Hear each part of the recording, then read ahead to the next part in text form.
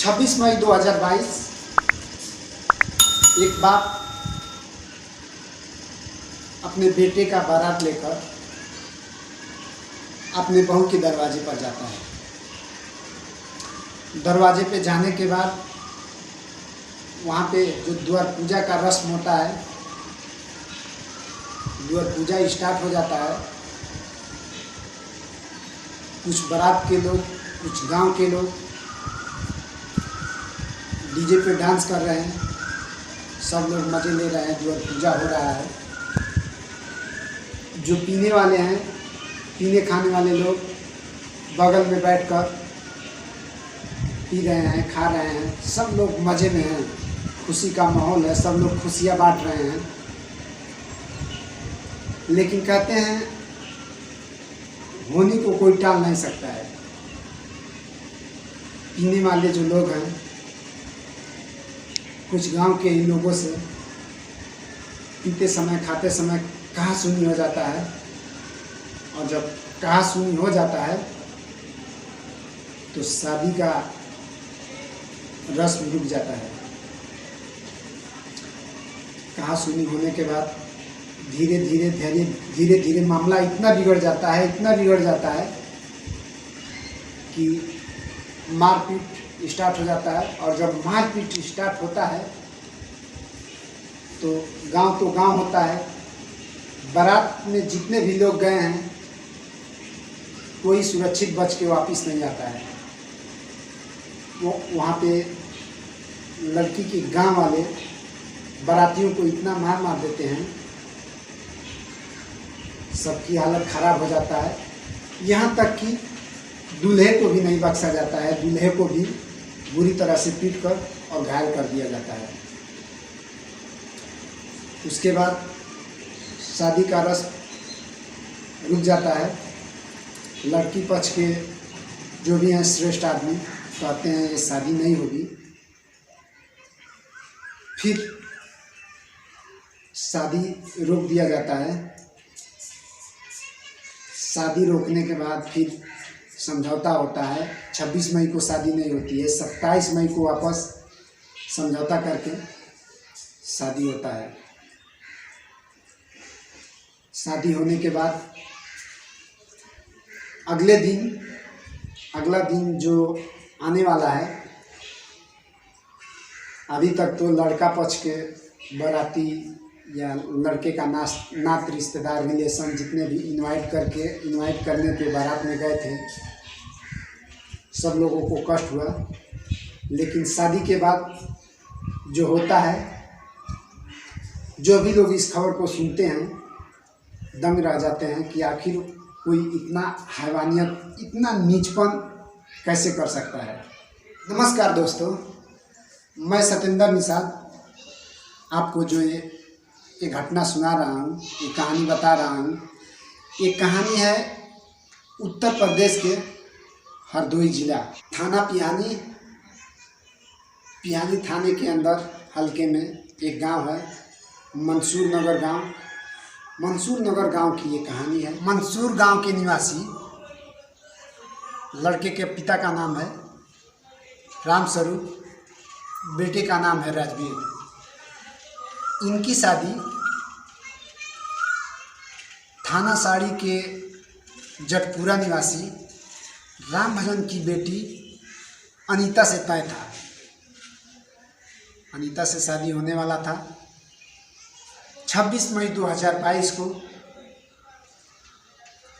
बाप अपने बेटे का बारात सजाकर और राम भजन के दरवाजे पर पहुंच जाता है।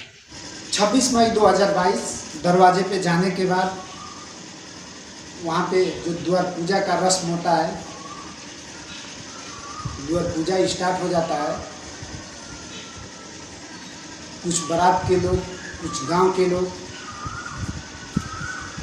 डीजे पे डांस कर रहे हैं, सब लोग मज़े ले रहे हैं, द्वार पूजा हो रहा है। जो पीने वाले हैं, पीने खाने वाले लोग बगल में बैठकर पी रहे हैं, खा रहे हैं, सब लोग मज़े में हैं, खुशी का माहौल है, सब लोग खुशियाँ बांट रहे हैं।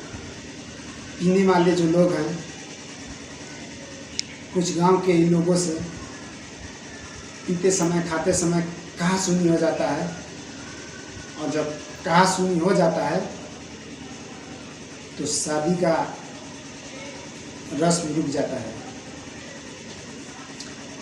कहा-सुनी होने के बाद धीरे धीरे मामला इतना बिगड़ जाता है कि मारपीट स्टार्ट हो जाता है। और जब मारपीट स्टार्ट होता है तो गांव होता है, बारात में जितने भी लोग गए हैं कोई सुरक्षित बच के वापस नहीं आता है। वो वहाँ पे लड़की के गांव वाले बारातियों को इतना मार देते हैं, सबकी हालत खराब हो जाता है। यहाँ तक कि दूल्हे को भी नहीं बख्शा जाता है, दूल्हे को भी बुरी तरह से पीट कर और घायल कर दिया जाता है। उसके बाद शादी का रस्म रुक जाता है।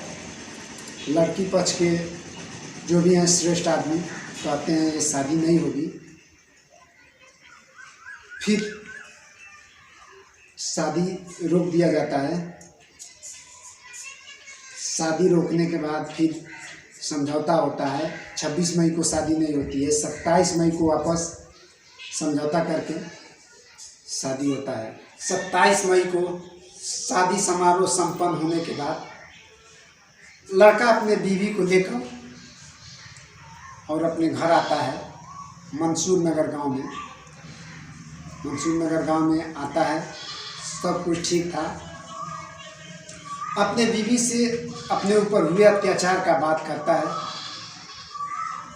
बात करते करते दोनों पति और पत्नी में कहा-सुनी हो जाता है। कहा-सुनी होते होते मामला इतना बिगड़ जाता है कि यहाँ पे फिर मारपीट की नौबत आ जाती है। और जब मारपीट की नौबत आती है तो गुस्साए पति ने अपने पत्नी को इतना मार देता है कि उसकी हालत खराब हो जाती है।